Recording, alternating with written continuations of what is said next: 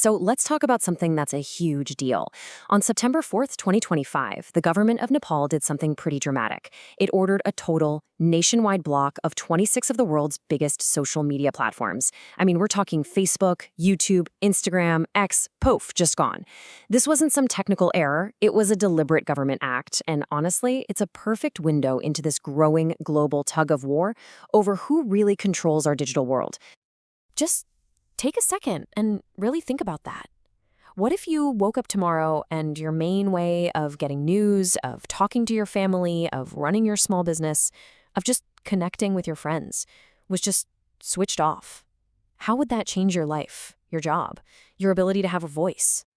And here's the thing. As wild as this sounds, what happened in Nepal isn't some isolated event. It's part of a much bigger trend. All across the world, governments are trying to get more control over the internet. You've got China's famous Great Firewall, Russia's sovereign internet law, the push to regulate, to censor, and sometimes to just unplug platforms is one of the defining struggles of our time. So to really get a handle on this global phenomenon, we're going to zoom right in on what went down in Nepal. How exactly did millions of people get cut off from their digital lives, seemingly overnight?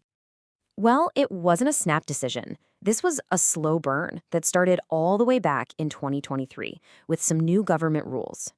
The real turning point, though, was in August 2025, when Nepal's Supreme Court said, yep, these rules are legit. The government then gave the big tech companies a final one-week warning. And when that deadline came and went, they pulled the plug. And the impact was immediate. The government literally sent a list of 26 platforms to all the internet providers and said, block them. And we're not talking about some obscure websites here. These are the absolute giants of the internet, the platforms that were completely woven into the fabric of daily life for millions of people in Nepal. Okay, so you have to be asking, why, right? Why would any government take a step that's so extreme? To get that, we need to look at the official story, the reasons the Nepali government gave for their decision. So everything revolves around this policy they call the Social Media Directives 2080. Now, according to the government, the goal here was to regulate, not to eliminate.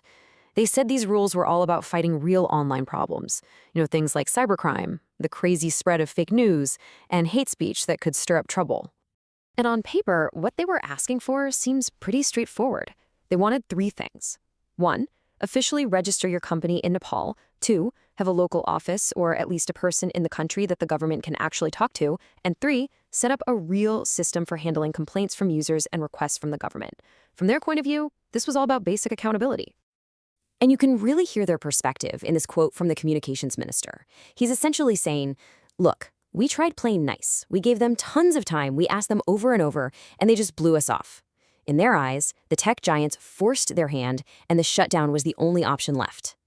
But of course, a government decision this big doesn't just exist on paper. A digital shutdown like this has immediate, serious, real-world consequences for people, for the economy, and for the country's tech itself. Let's just start with the raw number of people affected, 14.3 million. That's how many active social media accounts there were in Nepal. In a country of around 30 million people, that's nearly half the population. This was a mainstream, essential part of life for so many. And then you've got to follow the money. We're talking about roughly 4 billion rupees. That's the estimated amount spent on digital ads in Nepal every year. When you turn off the platforms where all those ads run, that entire economic engine, which supports thousands of small businesses and creators, just grinds to a halt overnight. And this quote just puts a real human face on those big numbers. For a film producer like Ramba Bugurung, social media wasn't just a fun extra.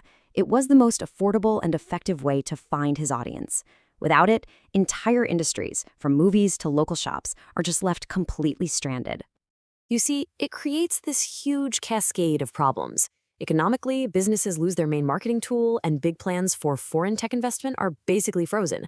Socially, it's a major blow to free speech and cuts off a vital lifeline for the huge number of Nepalis living abroad. And then there's the technical side. Suddenly, everyone rushes to use VPNs, which can be risky. Plus, internet providers actually face higher costs because companies like TikTok pull out the local servers that used to make the internet faster and cheaper for everyone. So, all of this brings us to the big central question here. Is what Nepal did a legitimate attempt by a country to regulate its own digital space? Or is it a power grab aimed at controlling what people can see and say? And we know this isn't just a temporary thing. The government is already working on a new Social Media Act to turn these rules into permanent law. This tells you it's not a short-term fix, it's a long-term change in how the country plans to manage the internet. And this is where you really see the two competing stories. The government says, we're doing this to stop crime, ensure accountability, and protect social harmony. But critics look at the very same actions and say, no, you're doing this to silence critics, control information, and cut Nepal off from the rest of the world. Two completely different interpretations of the exact same event.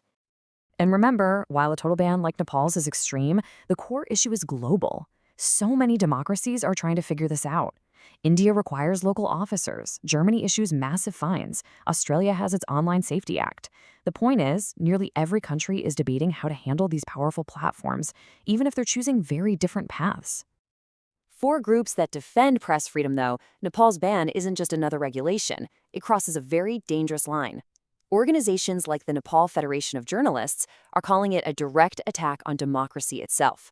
They see it as a chilling move that sets a terrible precedent. And so, it all boils down to this one fundamental question for our time. As the internet becomes the backbone of our society, who gets to write the rules? Is it the right of a sovereign government to enforce its own laws on its own turf, even if that means unplugging from the world? Or have these global tech companies become so powerful that they operate by their own set of rules? There are no easy answers here, but what happened in Nepal has forced all of us to think about it.